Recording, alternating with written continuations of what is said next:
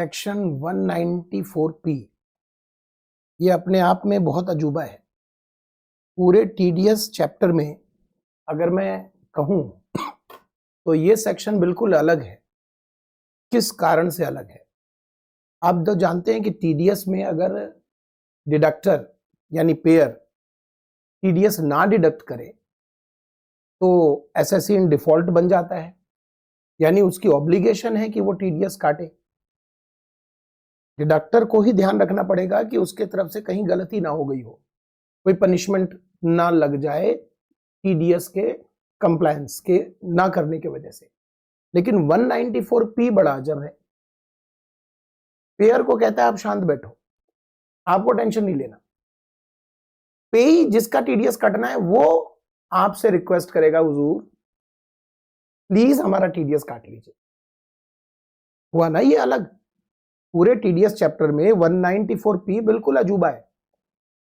ऐसे और भी बड़े सारे अजूबे हैं, अलग अलग कारणों से अजूबे हैं। जैसे 194N नोट, वो दूसरे कारण से अजूबा है, ये दूसरे कारण से अजूबा है। इसमें खास बात क्या है? इसकी खासियत यह है कि पेयर पूरे टीडीएस चैप्टर में हर सेक्शन में पेयर की रिस्पॉन्सिबिलिटी है टीडीएस काटना। यहां पेयर को टेंशन नहीं लेना।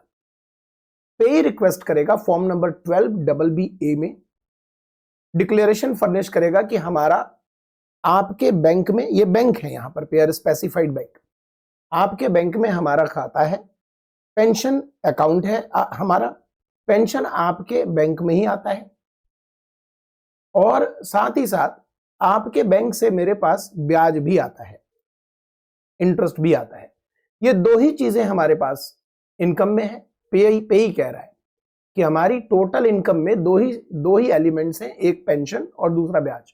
ब्याज आप ही के बैंक से आता है, पेंशन आप ही के खाते में आता है, आप ही के बैंक में आता है। तो कृपा करके हमारा टीडीएस उतना काट लीजिए जितनी हमारी टैक्स लायबिलिटी बनती है। ध्यान दीजिएगा, टीडीएस का रेट एवरेज रेट है और जहां जहां एवरेज रेट होता है वहां मतलब हुआ कि एक्चुअल रेट जो भी स्लैब रेट लगाएंगे या new tax regime, old tax regime, जो भी जैसे भी डिस्कशन करना चाहेंगे करेंगे। मान लीजिए ये ओल्ड टैक्स रेजिम में आए, पेई बुजुर्ग पेई है, रेजिडेंट 75 साल, ये भी खास बात है।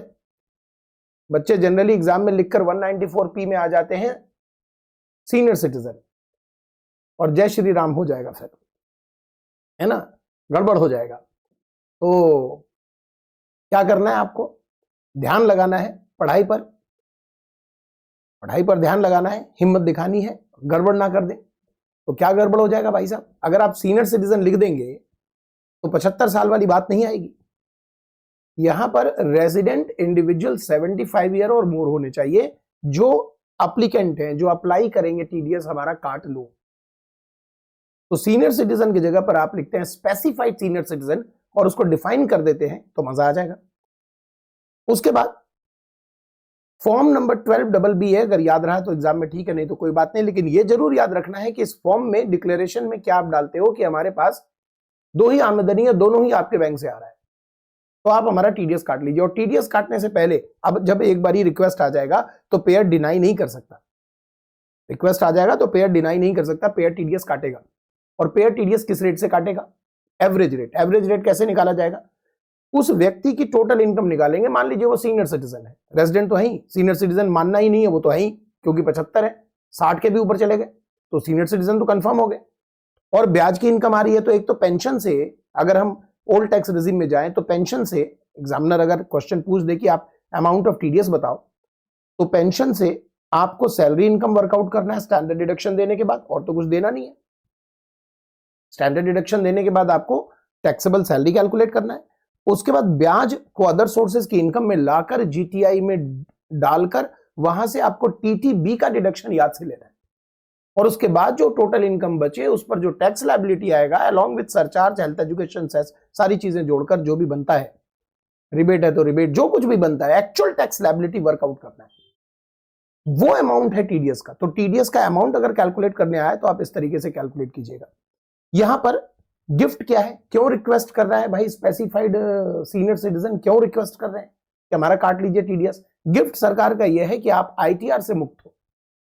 वैसे आज की डेट में आईटीआर से मुक्त होकर करेंगे क्या, ये सारे इनबिल्ट होते हैं। अगर आईटीआर आप फाइल भी करना चाहें प्री फिल्ड होता है सारा, तो ज्यादा 10 मिनट का काम, उससे ज्यादा का काम नहीं है। लेकिन फिर भी सरकार ने आपको चॉइस दे रखी है कि आप आईटीआर से मुक्त हो जाएंगे अगर यहां टीडीएस 194P में कटवा लिया तो।